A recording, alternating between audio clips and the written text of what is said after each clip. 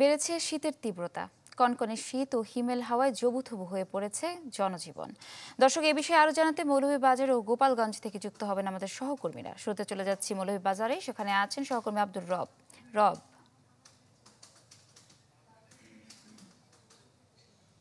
ইফশিতা, আজকে মৌলভীবাজারের সর্বনিম্ন তাপমাত্রা হচ্ছে 14.3 ডিগ্রি সেলসিয়াস। গতকালকে এই তাপমাত্রা 14 ডিগ্রি সেলসিয়াস ছিল এবং এ মৌসুমে এই অঞ্চলে সর্বনিম্ন তাপমাত্রা ছিল 8.9 ডিগ্রি সেলসিয়াস।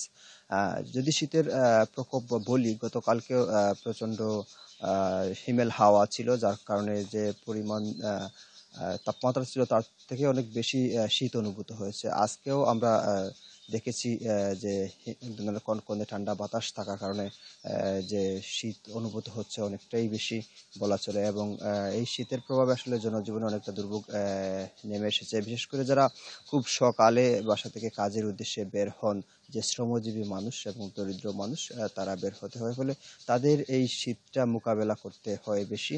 এবং এই অঞ্চল যেহেতু হাওর এবং চা বাগান অধ্যুষিত এলাকা, এখানে অনেক দরিদ্র মানুষের বসবাস, তারাও আসলে এই শীতের প্রকোপে অনেকটা কষ্ট পাচ্ছেন। এবং গতকালকেও আমরা দেখেছি যে আসলে সারাদিনে রোদের দেখা পাওয়া যায় নাই। আজকে এখন পর্যন্ত আমরা সূর্যের কোনো দেখা পাইনি এবং হয়তো সারাদিন এভাবে যেতে পারে। তো সব মিলিয়ে বলা যায় যে এখানে মানুষের যে দুর্ভোগ আসলে শীতের কারণে অনেকটা বেড়েছে। পাশাপাশি যে বিভিন্ন ধরনের রোগবালাই, শীতজনিত যে বিভিন্ন রোগবালাই, সেই রোগবালাইও আসলে বৃদ্ধি পাচ্ছে। এবং জেলা প্রশাসন থেকে 10,000 কম্বল বিভিন্ন উপজেলায় পাঠিয়ে ইউনিয়ন পরিষদের মাধ্যমে বিতরণের উদ্যোগ নেওয়া হয়েছে বলে আমাদের জানানো হয়েছে। ইফশিতা, ধন্যবাদ। সানবিট সব দিবে সামাল। সানবিট ম্যাজিক প্রেস ডিশওয়াশিং এর মাথা ঘোরানো সলিউশন। ঘন কুয়াশায় অনিরাপদ সড়ক, মহাসড়ক। এবার গোপালগঞ্জ থেকে যুক্ত হচ্ছেন আমাদের সহকর্মী বাদল সাহা। বাদল,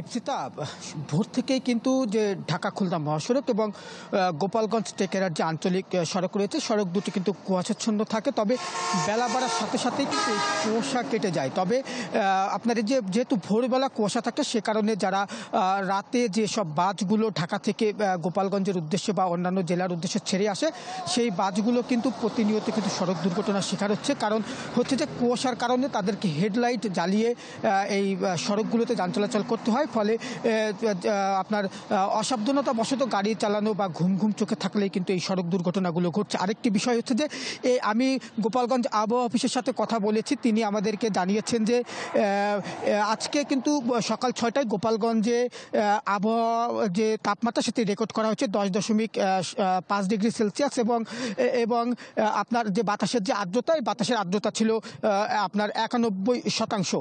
আরেকটা বিষয় হচ্ছে যে এই ঢাকা খুলনা মহাসড়ক এবং যে গোপালগঞ্জ টেকেরার যে আঞ্চলিক মহাসড়ক, এখানে যে সড়ক দুর্ঘটনা কমাতে যে সরকারি যে উদ্যোগ, সেটি কিন্তু আসলে দেখা যায়নি। আর বাতাসে হিমেল হওয়ার কারণে যে কনকনে ঠান্ডা, সেটি কিন্তু সারাদিনই অনুভূত হচ্ছে। এবং আপনার যারা খেটে খাওয়া মানুষ, তারা কিন্তু কাজের তাগিদে এই ঠান্ডা উপেক্ষা করে বাইরে বের হচ্ছেন। তবে এই শীতের যে কুয়াশা, এই কুয়াশার কারণে আপনার হচ্ছে যারা ছিন্নমূল মানুষ, তাদের কিন্তু যে সরকারিভাবে যে কম্বল, সে কম্বল বিতরণ না করার কারণে তারা কিন্তু খুবই বিপর্যস্ত হয়েই তারা এই দিন পার করছেন।